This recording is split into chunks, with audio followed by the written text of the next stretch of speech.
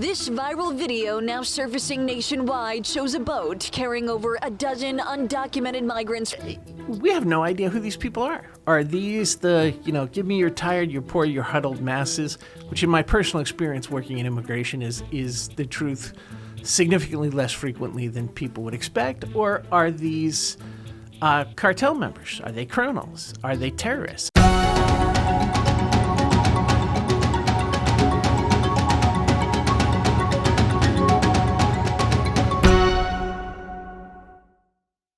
Welcome to No Border, No Country. Joined again by Judge Matt O'Brien. How you doing, Matt? Pretty good. How you doing? Awesome. So, Matt, are you planning on going to the beach this summer? I am. You know how when you go to the beach, you can sometimes meet new and interesting people? Yes, indeed. Well, when you go to the beach this summer, you might also meet some foreign nationals trying to come here illegally, washing up on shore on a boat piloted by a cartel member, and as they run past you, smashing your sandcastle and running to the nearest sanctuary city. Used to be the kind of stuff you only saw in episodes of Miami Vice.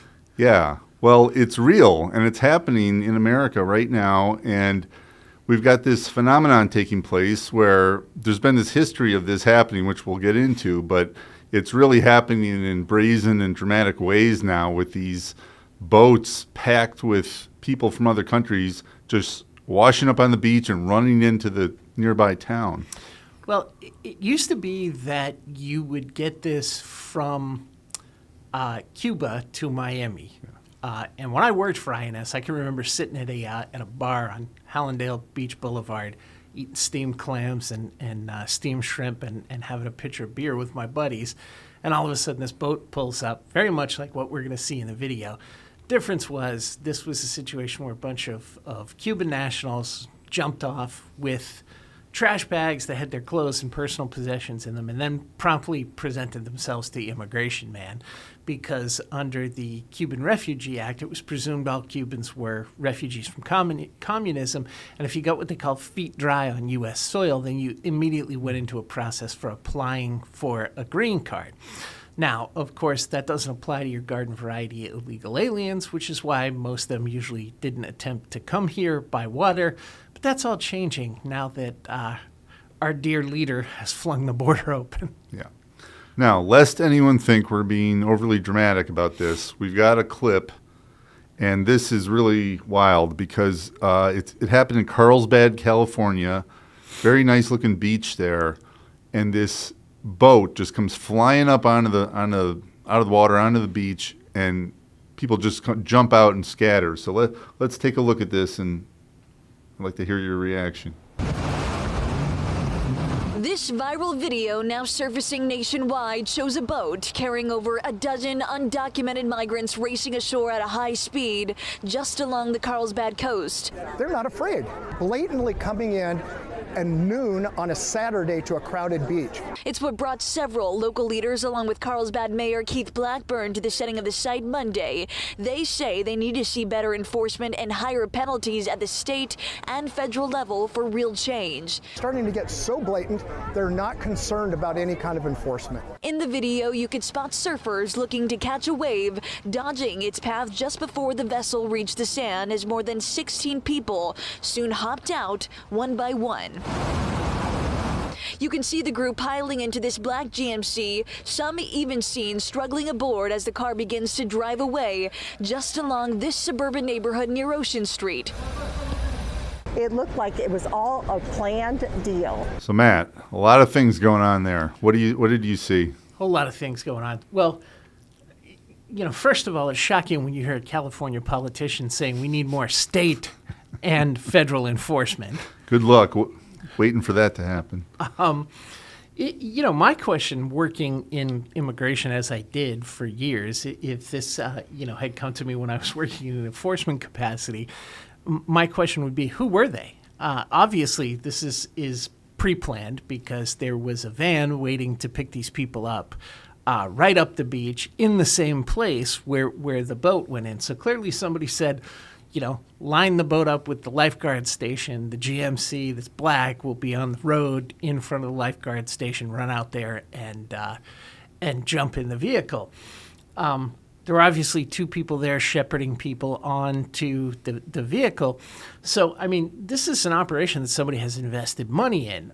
Throughout most of my career, the interest in the bad guys in doing this was clandestine, so they wouldn't be detected and arrested by the Border Patrol. Now, the other thing that's shocking about this is they just abandoned the boat. So apparently whatever group is doing this either has enough money that they can abandon the motorboat, or they have enough resources in the U.S. they can go back and reclaim it later. And we have no idea who these people are. Are these the, give me your tired, your poor, your huddled masses, which in my personal experience working in immigration is the truth significantly less frequently than people would expect? Or are these cartel members? Are they criminals? Are they terrorists? I mean, we have no idea who these people are. And then, my final question would be, why are they coming by boat when the border is open? The CBP One app is there. You can make arrangements with the United States government to come over the border illegally and then be flown into the interior of the United States. So what's the deal with these people that they decided to do this? And, as they pointed out in the video, it's just mind-bogglingly shocking to see this happen in broad daylight on a Saturday. The incident in Miami that I described was at about 10 or 11 o'clock at night on a Friday.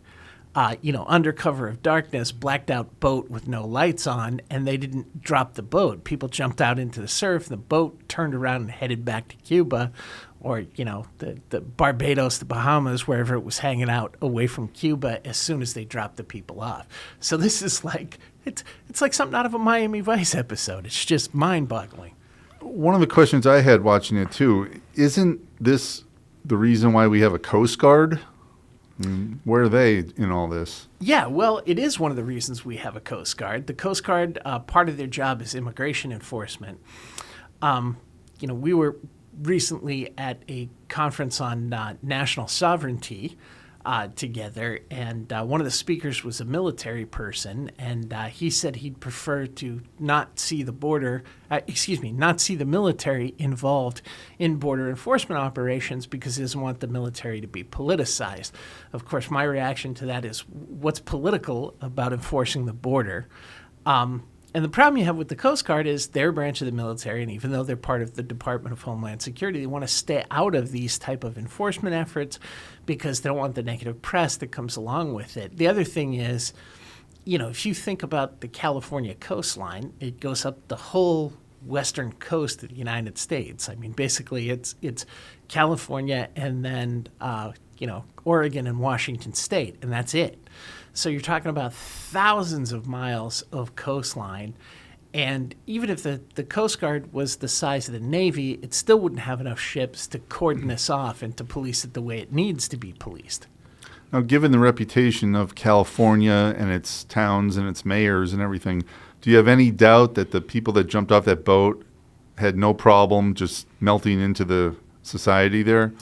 Oh, yeah, no problem whatsoever. I mean, the fact is that a lot of places in the United States, like California and Texas, have a Hispanic history. So there are communities that have been there for, California was settled in the first settlements in the 1600s with the mission system. So yeah, you have a lot of communities where the Americans who live there and have been there for ages look more like the people that are coming in. I think a lot of those communities, the people who are of Hispanic ancestry, are irritated at this, and they dislike illegal immigration just as much as everyone else. But the problem is those communities in the interim have also had thousands upon thousands upon thousands of legal and illegal immigrants move into those communities. So what you have is you have a mix of U.S. citizens and of legal, illegal, some have been here for ages, some recently arrived immigrants that make for a community that these people who are entering illegally can go into. They can find people who speak the language. They find people who are sometimes sympathetic to them. So yeah, I'm sure these people went off the boat and one of two things happened. They either were up to no good, they got off the boat, they got into the GMC, and they got driven to whatever gang, cartel, whatever operation they were going to. Or they were delivered someplace where a friend or a family member came and grabbed them. And we'll probably never find out who these people were, and we'll probably never find out what they were up to. Normally, you would say, well, it's Southern California. There's Latin American countries just to our south. The people off that boat were likely from one of those countries there. But given the nature of the problem now, I don't know if we can assume that anymore. I mean, we see these people at the border. They're from Pakistan, they're from India, they're from China. I mean, they could have been from anywhere. Yeah, I mean, the fact is I'm using Latin American communities in the U.S. as an example, but that's equally true for Korean, Chinese, Indian. I think I can say with safety and certainty that there is a high likelihood that none of those people were from France or Denmark. It's not impossible to say that, but it's more than likely. Were they from Ivory Coast? Were they from China? Were they from Korea? Were they from, someplace further down in Latin America where we're not used to seeing people from so much, like Brazil or Chile or Argentina? Who knows? Because they all had their faces obscured. For all we know, the whole thing could have been a Chinese intelligence unit being inserted into the U.S. by the Chinese government. It could have been a terror cell from ISIS or Al-Qaeda, or it could have been, an operational group from a cartel that's here to aid in drug production or drug smuggling. But that's the point, Brian, is we don't know. And all of these people who say, oh, this is racism, it's not right, America, it's a nation of immigrants, it's all ridiculous. This is a sovereign nation. We have a right to know who's coming here and what they're up to. You don't need a police state to do that. It doesn't have to be like Germany. May we please see your papers? But very simply put, most places that you go into as a tourist, be it Switzerland, France, Italy, Germany, Spain, they want to look at your passport and they want to know how long you're going to stay. And if you overstay, typically they're going to come looking for you. For some reason, the political and social elite in this country have decided border's bad, everybody who's from outside the United States is wonderful, and the interests of Americans in maintaining their country, their society, their culture aren't important, and the net result is this. I mean, you've literally got people coming anywhere and everywhere they can get across the border to get into the United States. There was an idea that I remember hearing a lot in previous decades. You might remember it too. And it was basically that the United States is such a unique situation. It's almost put there by God in that we've had weak neighbors to our north and south. We had these vast oceans on either side of us. So we're very much insulated or protected against invasions and things like that. That doesn't exist anymore. I mean, look at it. Obviously, they've penetrated our southern border utterly. Now they're coming right up on the beaches. I mean, those so-called advantages we were thought to have had all these years, it doesn't exist anymore, does it? Well, no, it doesn't. This is exactly what I was talking about when I was a speaker at that conference we were at. This is an invasion by slow motion. I mean, when people talk about those things, the advantages that the U.S. was gifted from a geographic standpoint. We have Canada to the north, which has largely been friendly. It's an English-speaking country with a culture similar to our own, for the most part. The part of it that's different is French-speaking, which has a culture similar to our own in that it's Western and European. Canada is a Commonwealth nation. It comes from the same British roots that we do. And we've always had a good relationship, despite the fact that we were a revolting colony of the Brits. After they got over that, we have had a pretty close relationship with the Brits throughout our history. To the south, Mexico was always just kind of a placid agrarian place that occasionally had some revolutionaries like Pancho Villa come up and create problems. And then, we had the Atlantic and the Pacific Ocean and a navy that was capable of detecting threats long before they arrived. This is something different. Like I said, this is an invasion by slow motion. We have largely opened the gates, and that's been true of both Democrat and Republican administrations. People act like immigration is somehow different than any other realm of law. And so we need to be serious about criminal law. We need to be serious about environmental law. We need to be serious about torts and all kinds of other civil regulation. But immigration, that's just the thing that, those stuffy people who get uppity about things like borders get irritated about, and we can just ignore that. And so pretty much since the Eisenhower administration until the Trump administration, every single president just kind of turned a blind eye to violations of the immigration law when he thought it was going to be beneficial with a constituency whose support he felt he needed. And so even when we've had relatively decent enforcement, it's still been way, way more lax than it should have been. And so we've allowed massive groups of people to come into the United States. Since we don't longer expect anyone to assimilate, they have become balkanized. They're the perfect cover for other groups of people to come in. I mean, we recently had people chanting death to America and death to Israel in Dearborn, Michigan. There's massive enclaves of Somalis in Minneapolis that have produced huge numbers of terrorists. One of them, I believe, was the first Somali to blow him or herself up at a market over in the Middle East. And so there's now this infrastructure, immigration infrastructure, that can be exploited by people who are trying to get in illegally for economic reasons. But it also can be exploited by foreign intelligence services, foreign militaries, terrorist groups, all of those things. And so all of those advantages that protected us, they're gone because we are being invaded incrementally. And at this point, we have absolutely no idea who's here or what they're up to. So you mentioned terror groups. Something about that video we watched looked very disturbing in the way that it looked so choreographed, how they got off the boat, they got right in that SUV, and they got out of there. What we seem to hear at the border is that people cross the border and they want to get apprehended. They want to get in the system and get in the process because they'll get flown wherever they want and all this other stuff. The fact that they didn't do that, they got in this car that nobody knows where it is, where it came from, and got out of there. Would it be crazy to create a scenario in your mind where these could have been terror agents, sleeper cells, or whatever you want to call it? They got them in here. They didn't go to Border Patrol and surrender. They get in this car and whisk them off. Who knows where they went? I mean, that sounds kind of sinister, doesn't it? Well, it does sound kind of sinister.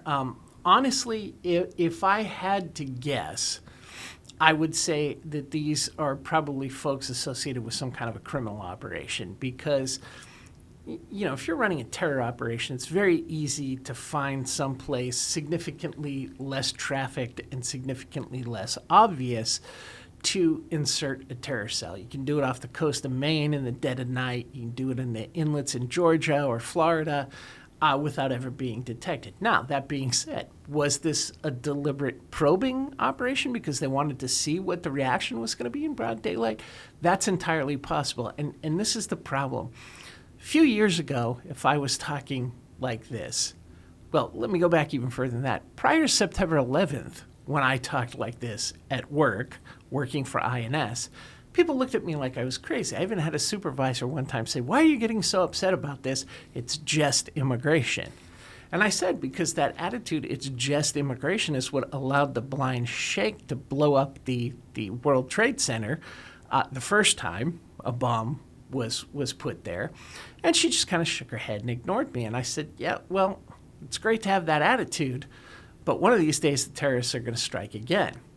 And some people would say, oh, you were prophetic. It wasn't prophetic. If you've got two brain cells to rub together, the way we have been running our immigration enforcement since the 1986 amnesty is a disaster waiting to happen. And the September 11th attacks, the September 11th Commission said it was a failure of imagination and intelligence. No, it wasn't. It was a failure of immigration policy. Let me say that again.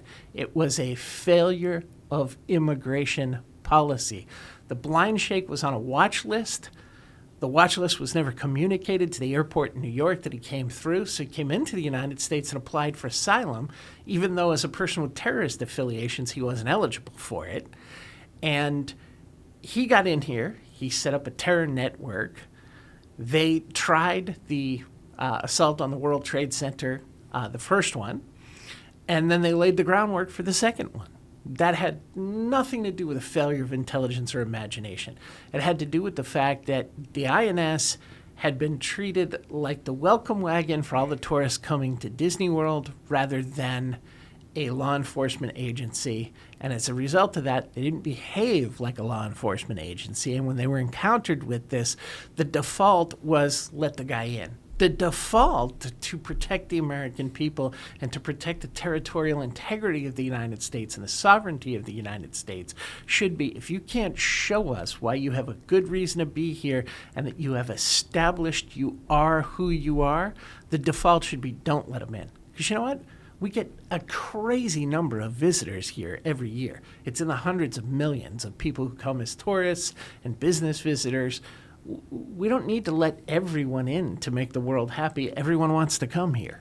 So we watched that video, Matt, from California with that landing on the beach there, and sad to say that is not isolated to the United States. There's a lot of incidents around the world, particularly in Europe, where similar things are going on.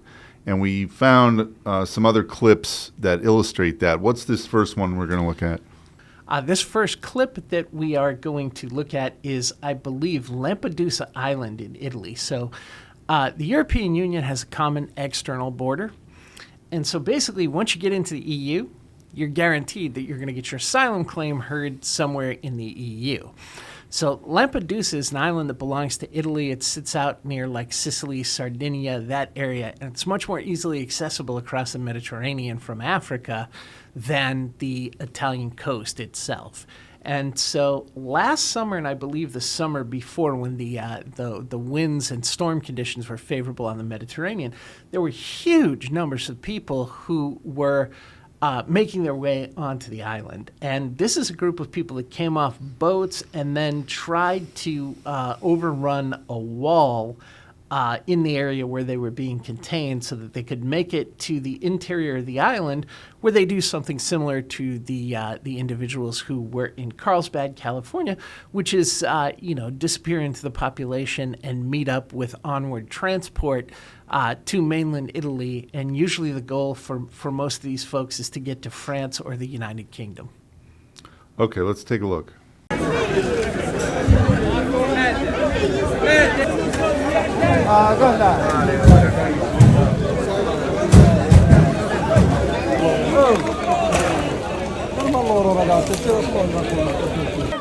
Parlate con SMT se non resta bene.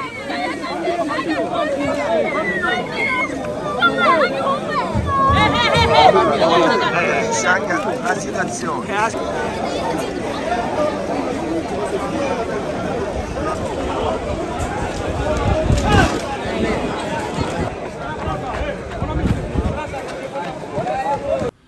Looks like a pretty chaotic scene. Well, it looks like the southern border of the United States right about now. So what you could see there is people who I believe that the Italian authorities were attempting to process. At one point, you could see in the back a tent with some people in red uniforms who were either like firefighters or Red Cross folks. Then you could see a gentleman in a blue shirt with red piping, who I believe was an Italian police officer of some sort, might have very well been the Carabinieri, which is the big national police force. France and Italy both have police forces that are part of their military. That do civilian policing. It's the gendarmes in France. It's the carabinieri in Italy. So the individuals you saw in the military uniforms might have actually been from the militarized police force. But you notice a common theme. This is very much like the National Guardsmen in Texas that were being overrun. You've got a very small number of people, a large number of migrants. And these migrants, who are always portrayed as these humble, poor, downtrodden people seeking refuge, I don't know what you thought, Brian, but they didn't look particularly humble or in any way gracious or grateful for being in the situation they were in. They looked to me to be hyper-aggressive, like they wanted into Italy, and they really didn't care who tried to stop them, they were going to get there. Well, much like the situation at our border, I saw a preponderance of people that look like they're military-age males, which calls into question why so many of them and not other groups. Well, I'll tell you exactly why there's so many of them. Normally, if these people were really folks who were looking to escape persecution and political violence, you would see groups of women and children first, then men later on, and then family units start to come in. Why are these people, who are all 18 to 45-year-old men and a few elderly women, here? Well, if you're an unstable country in Africa or Latin America or Asia and you're having political problems, who's the group that's most likely to revolt? It's going to be 18 to 45-year-olds. And they may have completed mandatory military service. They may have not. They may be rioting because they don't want to do mandatory military service, which creates all kinds of other problems within the society. So if you're if people are going to be offended by me saying this, it's just unfortunate. If you're a third world tin pot dictator in some failing state and you have a whole bunch of people who are creating trouble with you, what do? Well, you encourage them to leave, or you wholesale kick them out, and then you turn them into an asset. Well, how do you do that? Well, you send them to a first world country that has hard currency. They'll go to work, and then they send remittance payments home to family members who are still living in the old country, which the family members then put into the local economy, which shores it up. They have enough food in their bellies. They have some money for luxury items, and then they stop revolting. So you've gotten rid of your problem children, 18 to 45-year-old males, and then you're using them to pacify the rest of the population by sending widescreen TVs, CD players, and cash donations, and Air Jordans and Levi's. And this is something that leaders in unstable states know. And so one of the things that's feeding this all over the world, both in Europe and in the United States, is all of these countries that are having problems where Marxism is not working. And, Latin America is full of places where Marxism hasn't been working since the 80s, and places like Venezuela where Marxism hasn't been working much more recently. Well, what do you do if you're a dedicated Marxist? You tell these people, hey, go to the big old capitalist devil to the north, and it solves a whole bunch of their problems. And so that's exactly why these crowds look like they do. That, in turn, is exploited by terrorist groups and by foreign intelligence services, because they can take and put groups of trained operatives into the flow of alleged refugees and get them into countries like the United States. And I saw a hilarious exchange online. A couple of months ago, here at the U.S. border, there was a large group of Chinese men that had been apprehended by the Border Patrol, and they all came to attention in formation and saluted. And somebody had put up on X, what's the difference between the group of Chinese intelligence operatives who came to attention and saluted the Border Patrol and the group of them that didn't? And the response was, the ones that didn't salute were much better trained. Okay, so we have one more piece of video to look at here. This is from Spain, and see if you can see the similarities between this and the one in California that we first looked at.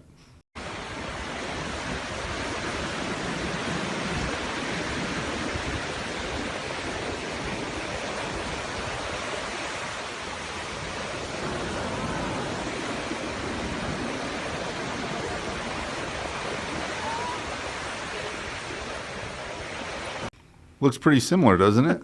Yeah, it looks very similar, Brian. There's a few more individuals. These guys didn't leave the boat. I guess boats are more expensive in Africa than they are in Latin America. But yeah, they're running right up the beach in the middle of the day, in broad daylight, in a tourist area where locals and tourists are sunbathing.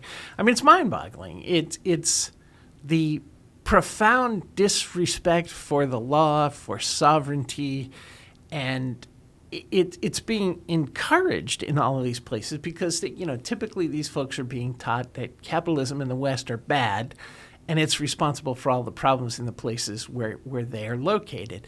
And that group, I didn't see a single female in the group of individuals. They had, in a longer version of the clip that I've seen, they had someone with a cell phone camera standing there as they all went filing by. And there must have been, I don't know, close to 60 of them, maybe more. And not a single one of them was a female or a male child under the age of about 16. This particular group of people was also very aggressive. Some of them got irritated at people that were watching, made threatening gestures. I think one or two of them may have tried to grab at people's cell phones and things like that. You said this kind of looks like something you see out of a military movie, military operation. Yeah, it does. It looks like an invasion. Yes, I want to get to that, but one more question. Why do you think they do it in broad daylight like this? It seems like it would be infinitely easier to do it under cover of darkness. Are they just totally unafraid of law enforcement? They're totally unafraid of law enforcement. It's much easier for the NGOs to find them this way, and the aid groups. You have a lot of government-funded here in the United States and in Europe. Very radical extremist anti-borders NGOs, so it's easier for them to find them. And then the other thing is practical matter. If you don't know what you're doing handling a boat up and down a coast, even on a big wide open beach, is dangerous at night. You can avoid obstructions and not get your motor fouled in a lobster trap if you do things like this in broad daylight. And because law enforcement and military forces and other security forces in these countries have not acted to discourage this behavior, yeah, of course, they go, hey, it's not a problem. The police are not going to create any difficulty, so we're just going to do this in broad daylight. Now, the interesting thing to contrast with this is Poland and Hungary put up fences and had police officers and military people standing like every 10 feet along the fences when they started having this happening. It wasn't happening, in a maritime situation in those countries. It was people coming across the borders from Western Europe and from other places in Eastern Europe trying to get into Poland and Hungary. But that tapered off because the Polish and Hungarian authorities responded to this very aggressively. Now, let's get back to what you said about the I word, invasion. You say that word to these anti-borders people, and they really get triggered because they say, well, they're going to question your motives for saying that, and it's not that. And, they'll say a real invasion is, a formal military showing up on the shores of a country, like the opening scene of Saving Private Ryan, where it's this very put-together operation. And they say, well, this isn't that, so it can't be an invasion, but it doesn't have to be that, does it? No, it doesn't. The legal definition of invasion is a foreign force of people crossing over the border. So it doesn't matter. I mean, if this were a different historical era and, a tribe of some sort that was not from the U.S. that ran its military force the way that the Celts in Europe used to do it, or the Vikings, it isn't any less of an invasion. Nobody said when the Vikings were invading and sacking medieval England, "Oi, these guys don't have on a uniform. It's not an invasion." That's just an absurd concept, and it's a lot of the people that are looking at this and saying it's not an invasion are optimistic people with a naive view of the world who think that somehow they are engaging in acts of charity and kindness by letting all of these people in. But the fact is, this is how stable countries like the United States fall apart. Everybody talks about the fall of Rome and acts like Rome went down, the word went out, everybody knew about it, the whole thing took a couple of days. Well, if you stop and think about that, it's absurd. They didn't have telephones, cell phones, radio communication. So, when the center of the empire fell, a lot of the places on the margins didn't hear about it until 5, 6, 10 years later. And this is how Rome fell. It's exactly what happened. They had large numbers of people. In Rome's case, it was Germanic tribes, the Visigoths, the Ostrogoths, who were experiencing political upheaval and famine and supply chain issues and all kinds of things, just like we experience today in their own territory. And they said, hey, everything's nice over there in Rome. And they showed up on the border. And the Romans, who had money and power and leisure time at that point, had grown lazy. And they said, well, let's do some soft power. It makes much more sense. Instead of fighting these people off using the might of the Roman Empire, we'll just let them in and let them become citizens. And it didn't work out so well for Rome. Basically it was demographic warfare. Eventually, in a lot of places that the Roman Empire owned, there started to be more Germanic people than there were Romans.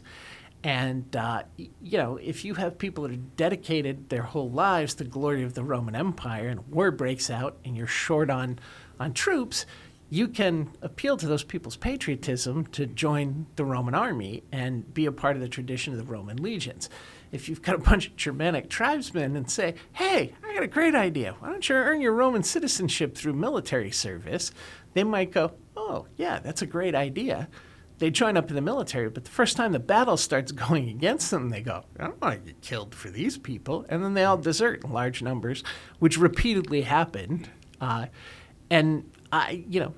say those who ignore the lessons of history are doomed to repeat them, and I think that's exactly what we're seeing happening here. Now, this sort of self-loathing beta male type that you were describing earlier that would look at this differently, they might look at those clips we watched and say, well, it's 10 here and 20 there. That's what are you talking about? That's no invasion. But it's happening a lot now. And the question then is, well, how many is enough until you classify it as what it is? Well, there's been 7 million people that have been shepherded into the United States with the collusion of the United States government since a certain individual took office in the White House. I don't think we had 7 million troops in all of Europe during World War II. So you stop and think about that. And I've said this in interviews and speeches I've given and things before. If only 1% of those people are terrorists, spies, or foreign military operatives, that's like 70,000 people. That's about 7 divisions worth of troops. If that's not an invasion, I don't know what is. And here's where I struggle with this. Do you ever hear anybody talking about this in Japan or South Korea or India or, and a lot of those places are migrant exporting nations. Nobody ever says to Japan, you just really don't have enough ethnic and cultural diversity here. This is a massive problem. Most of the people that are saying that the United States has a problem because it's too Caucasian, it's too Western, it's too Christian, it's too all of the things that led to this country being what it is today, are the very same ones who, if somebody applied those same standards to a place like Japan or India, would say, oh, no, you're being an oppressive Westerner who doesn't understand. You don't appreciate the importance of these cultures.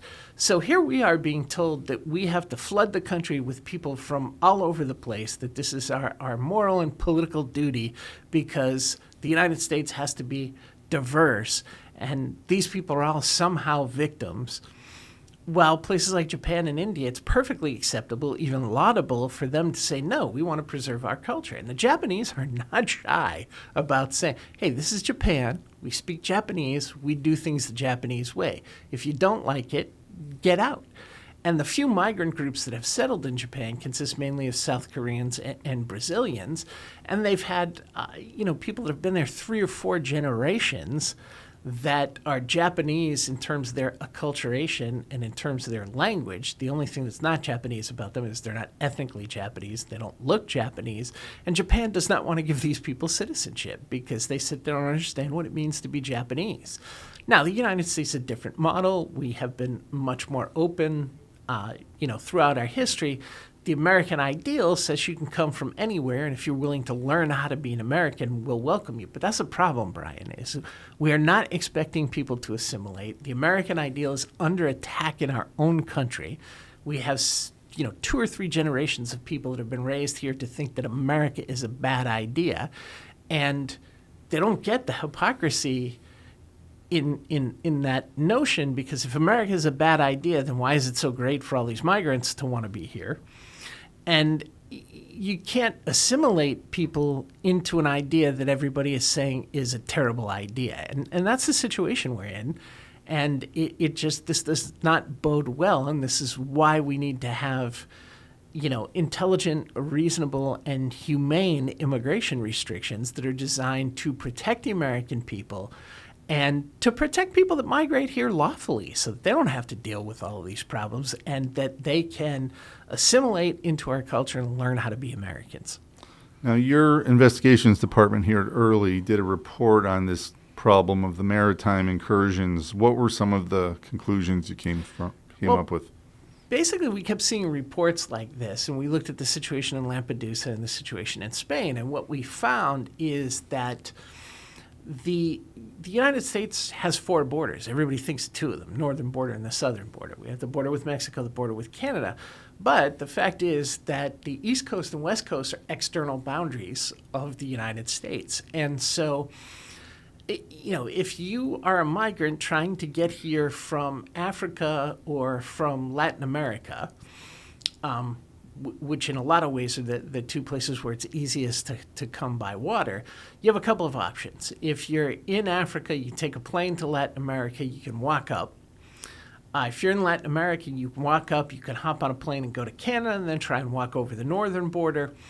And because of the large numbers of people that are showing up at both the southern and northern borders, if you fall into that group of people that does not want to be apprehended or that thinks that you need to get into the United States as quickly as possible, the maritime route has now become the most viable. And so the first category of people that don't want to be seen and they don't want their presence known are usually nefarious people who are up to no good. A lot of the people who think that they have to get here immediately fall into 2 other categories. Some of those are people that are really fleeing persecution. And the problem is the asylum system is already clogged with bad cases, and as a result of that, we don't give asylum to the people who really merit it. Oftentimes, we don't even get to look at their cases. And we don't give asylum to people who really need it. We give it to people who don't deserve it, because immigration judges are sitting and they're hearing, the same cases over and over again. Some of them are lies, but they sound convincing. And so we wind up giving asylum to people who don't deserve it, and we keep people who really need asylum from getting it. But there are a lot of people that perceive the need to be in the United States as quickly as possible, because they're either genuinely fleeing something and they want to get the heck away from it, or they think, no, I got to be here, boots on the ground, and ready for the next amnesty, which is coming. And, it's like lottery tickets. You got to be in it to win it. If you're not here, you're not going to get that status. And this is part of the reason why you find people dumping their documents at the border. You have a lot of people who are not criminals, they're not foreign military operatives, they're not spies, and the Border Patrol is finding hundreds of thousands of documents that are dumped just in front of the border walls or in gullies as people are crossing from the Mexican side. And the reason people are doing that is because, IRLI Mayorkas unilaterally started this parole program for, Cubans, Haitians, Nicaraguans, and Venezuelans. Well, if you're from Argentina or Uruguay or Paraguay, and for whatever reason you want to get to the United States, if you don't come from one of those countries, you're not going to get that special parole. So what do? You dump your documents and you come in with a story and say, oh, no, I'm not from Uruguay. I'm from Venezuela. And, that creates so many problems for CBP and for ICE. If those people make it in and they're not stopped, they disappear, and ICE has no idea who they are and no way to find them. And for CBP, they have no idea if these folks are terrorists, and they have no information to try and bounce against databases, because, if you're Brian Lonergan, the famous IRA terrorist, and you dump your documents on the Mexican side of the border and tell everybody, hey, my name's Chuck Taylor, then nobody's looking for Brian Lonergan against any of the databases that you might be in. So Brian, what do you think of all this? What are your thoughts? Well, it's really disturbing to see America's shores being just so easily violated like that. And the fact that these people, as we saw in the California clip, who were just scurried off in these vehicles and who knows where they went, they can't be up to any good. I mean, if they were, wouldn't they surrender themselves and say, I'm just a poor person from this country, help me? They didn't do that. They got in this car and went off to who knows where. So it really concerns me that if we have some sort of large-scale attack in this country and we do a legit investigation of it, we may find out they came in through a method very similar to that. Well, I mean, unfortunately, this is what happened before. We found out that all the 9/11 terrorists cracked the code. You come in on a student visa or a tourist visa if you're from certain countries, and you just overstay it. Nobody's going to pay attention. Now, I think a lot of that's been corrected since September 11th, but, as you're effectively pointing out, these people adapt. And, they've cracked the code again, and this is how they're coming in.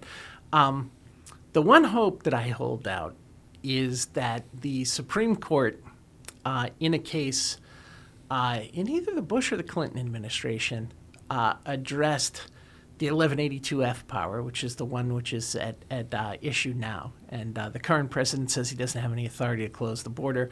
Supreme Court in Trump v. Hawaii had said, au contraire, mon frère, we really, this segment of law was put in place specifically for presidents to deal with these kind of emergent circumstances along the border. The case that dealt with 1182F and maritime incursions into the United States was the Haitian boat people case. And the Supreme Court held that Bill Clinton's order to establish a naval blockade in order to keep illegal aliens from getting to the U.S.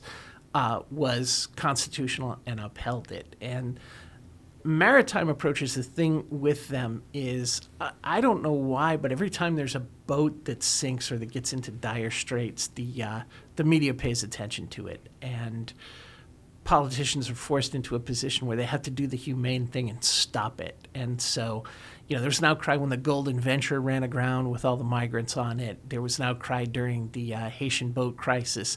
And so maybe this will lead to a situation where the government has to say, all right, this is too dangerous and we have to put the Coast Guard in the appropriate places and take steps to stop this. One of the things about the terror threat, I'm sure you've read this before too, one of the complaints about our government and our intelligence services is that they're always fighting the last war, in that, like in 9/11, we saw they used the student visas, they came in through the airports. So I'm sure they've tightened up the student visa program. They're making old ladies take off their shoes at airports. I guess that's necessary, but that's the last war. If we see another attack by people like that, it's probably not going to be using those tactics because they're going to move on to something else. So the question is, are the people making these decisions in our government savvy enough where they're going to look into the crystal ball and think, where might that next attack come from, rather than how did they get us last time? They should be looking at that, but inevitably there's always some kind of, whether it's political correctness or wokeness or whatever, there's always some kind of political thing that keeps people from doing that. I'm going to tell you right now, based on long experience working in this stuff, the next attack that happens, next big one, is going to be a group of people that's already here, that has either come in through one of these parole programs or that has come in through some other program, might be fiancé visas. And they're going to do something extremely large scale at multiple locations, like the attacks that we saw in Paris in 2015. And there's going to be one that's going to divert all the first responders, and then they're going to repeatedly follow up with other ones and try and overwhelm the system. Hello, and thank you once again for tuning into the No Border, No Country podcast. We appreciate your support. Please stab that like button, subscribe, and if you'd like more information about us and our mission, please go to www.irli.org.